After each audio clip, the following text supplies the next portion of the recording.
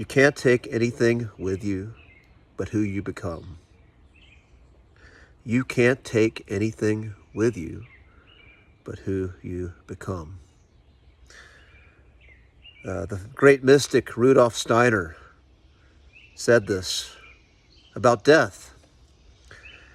And when you're young, when you're in your teens, in your early 20s, death just simply doesn't seem real.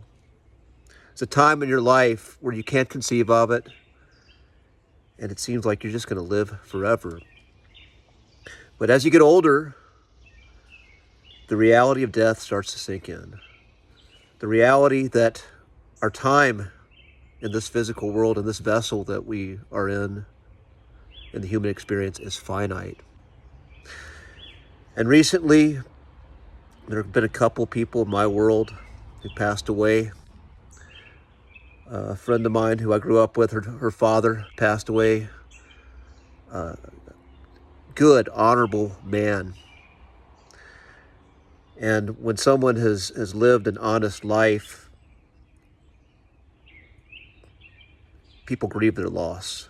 Everyone around them, they've touched just by the presence of who they were in their living experience, the quality of a human being they were. Another friend, her ex-husband passed away. And this man, to her account, was a narcissist, was someone who lived a lie. And it was interesting, in this man's eulogy, which it seems he wrote himself, he wrote about being the best at everything he attempted. Wrote about his accomplishments, wrote about all these worldly accomplishments and how great of a person he was. But when people actually spoke at the funeral, they were talking about how tortured he was.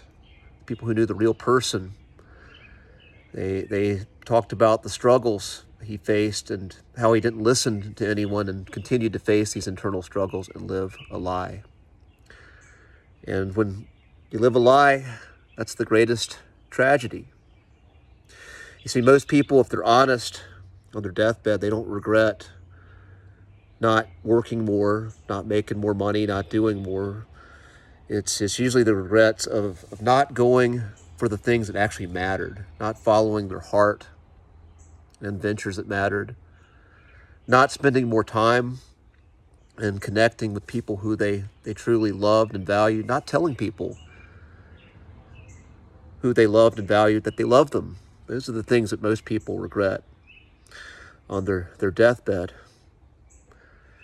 And the world of the Matrix is definitely set up for us to live a lie, for us to chase the wrong things, to value the wrong things, to devote our lives to things that ultimately leave us empty when our time is up here.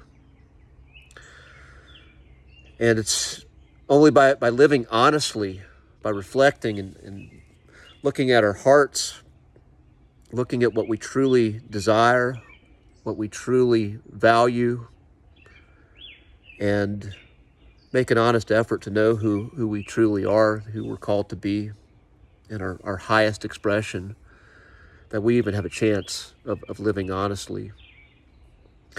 And some people say they have no regrets. I think that's bullshit. I've got a shitload of regrets in my life. I think we're all going to have regrets on our deathbed, and that's okay. But if our follow-through and our intention to live honestly, if that is more powerful than the things we regret, if we are able to learn from our mistakes and do better while we still have the chance to do so, then a life lived in that kind of integrity is a triumph. And it's a life that's going to make an impact on the world. People are going to feel it, and it's your time to go. It's my time to go. So I'm going to end this transmission today. Be strong, be well, be honest.